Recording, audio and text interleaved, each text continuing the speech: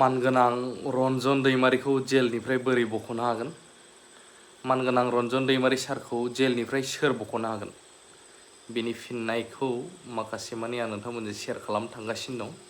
जायफ्रा भिडिअखौ फुल नायजोबगोन थारैनो बुजिगोन होननानै आं सानो। बे समाव फिन खेबसेबाव गासैनिसिमबो अननाय आरो सिबिनायखौ बावहरनानै जेब्लानिसिम AI आ डेभेलप जादों, आर्टिफिशियेल इन्टेलिजेन्सआ बांसिननिफ्राय बांसिन, आं जेब्लायबो नायबाय थायो रन्जन दैमारिखौ बोरै जेलनिफ्राय बख'नो हागोन, रन्जन दैमारि सारजों लोगोसे NDP-फोरखौ जेलनिफ्राय बोरै बख'नो हागोन। जायफ्रा गावनि पार्सनेलनि थाखाय नङामोन, गाव हारसिंनि थाखाय नाङाखै, बर' रायजो राजानि थाखाय। नट अनलि NDP-फोरनि अनगायै जेरै एबसुनिफ्राय लानानै गोबांथार गुबुन गुबुन आफादफोर, BLT-निफ्राय लानानै गासैबो मथ'आ मोनसेयानोमोन, बर' हारिनि थाखाय लेन्ड नांगौ जोंनो। दा बे लेन्डखौ सोर साबैसे बिबावो? जायफ्रा लेन्ड बिग्रामोन बैसोरबो दिनैनि दिनाव बिबावो नामा ना सिरियै दं, बेखौ रावबो मिथियै गैया।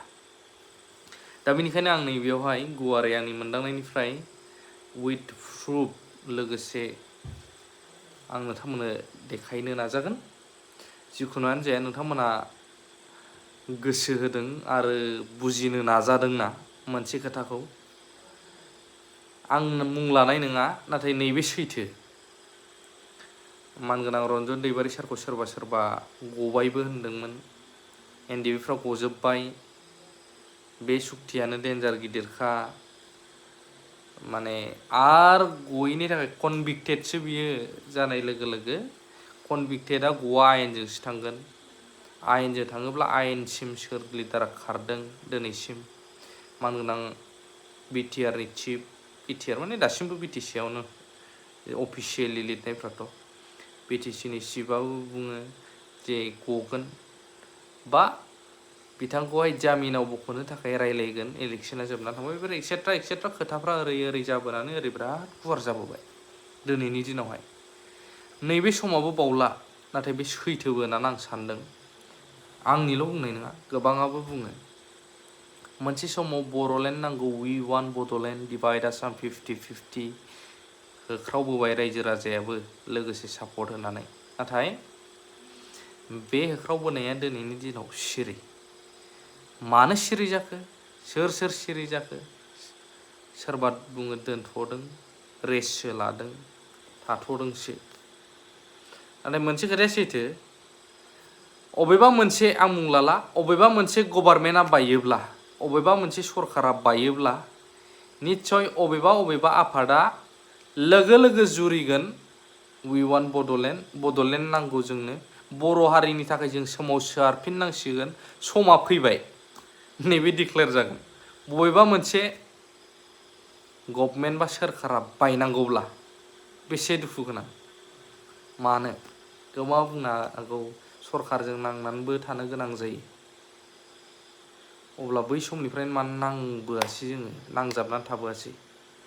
खायफा बुंनो हागौ बैनोथ' भुलमोन, रायजो राजा गासैबो एप्रिसियेट खालामदोंमोन जेब्ला मानगोनां प्रमद बर' सारा हाग्रामा महिलारि बिथां दैदेननाय उमुक काराप्टेड, उमुक बर'फोरनि थाखाय बिदि खालामनो राखै बिदि बुङोब्ला, सोरखारनि एगेन्स्टै जेब्ला बुङो, बर' माहारिखौनो माने गेदार खालामजोबनानै, खौसे खालामजोबनानै जेब्ला सोमावग्लुङो, सोरखाराबो बायध'था जादोंमोन खोनासंनांगौनि मानगोनां प्रमद बर' दैदेनबोनाय आफादखौ। दा दिनै मा जाखो? NDP-फोरनि खोथाखौ लायोब्ला खायफा रागा जोङो, दुखु मोनो, बिसोरनि थाखायथ' बर' हारिया एक्सेट्रा। नाथाय बर' हारिनि थाखाय बिथांमोनाबो जे जियानो हक कन्ट्रिबिउसनथ' होबोदों। बेखायनो आं जेब्लानिफ्राय नैबे AI आ डेभेलप जाबोदों, आं नोंथांमोननो दा खिथागोन अबे AIआव नायदों। आं बेफोरखौ नायबाय थायो। How can release Ranjan Daimary from jail and others NDPs to, बा who can release Ranjan Daimari and who can release those NDPs, बेफोरबायदि कुइसन मार्क होनानै होयोब्ला एन्सारा ओरै फैयो। रन्जन दैमारिनि मानगोनां सारनिखौ लिरग्रोयोब्ला, बा बिथांमोनजों जायफ्रा दङ, रन्जन दैमारि साराथ' कनभिक्टेड होजाखानाय आरो गोबाङा बुङो रन्जन सारखौबो जेलाव थानानै भट गेलेहोनांगौ दिनैनि बे भिडिअनि गेजेरजों क्लियार खालामगोन जाय मानसिया कनभिक्टेड होजानाय केसआबो बेलेग बेलेग थायो नालाय जायफ्रा कनभिक्टेड बैसोर बायदिया जेलनिफ्राय इलेक्शन गेलेनो बा भट गेलेनो मोन्थाय गैया नङाब्ला साराबो मा लांखायावनो गेलेनो मोन्थाय मोनसिगौ आरो देरहागौबो बा देरहाखागौमोन दा सारा मोन्थाय गैया जाय कनभिक्टेड दा बेखायनो बाव लिरदों आं सार्च खालामदोंमोन how can release Ranjan Daimary from jail Ranjan Daimari is a convicted militant leader बेबायदि एन्सार फैयो can be released from jail through the following legal process जों थाङोब्ला माबायदि legal process दा बै legal processखौनो जोंनि लिडारफ्रा निस्सय खारदोंना खाराखै गिबियावनो दङ presidential pardon प्रेसिडेन्टनि थ्रुयैसो बेखौ निमाहा होनो हायो the president of India can grant a pardon setting aside his conviction and sentence president of इन्डियाया हायो दा प्रेसिडेन्ट अफ इन्डियाजों जोंनि बर'फ्रा लिडारफ्राबा रायलायगोन ना रायलायाखै आफादफ्राबा सोंलु नैबे गेदेर कुइसन मार्क मानो होनोब्ला खायफानि गोसोआव थानोबो हागौ जे रन्जन दैमारि फैयोब्ला बा जेलनि माखासे मानि गबोयोब्ला बर'फ्रा एक्सट्रा रेखुथा बेलेग ज' जागोन ज' जानाय लोगो लोगो सोरबा सोरबा मासिया बा सियारानो थानाय नङा नैबे साननायाबो सोरनावबा थानो हागौ आरो सेकेन्ड नाम्बाराव दङ स्टेटनियाबो मोनसे पावार दंबावो गभर्नर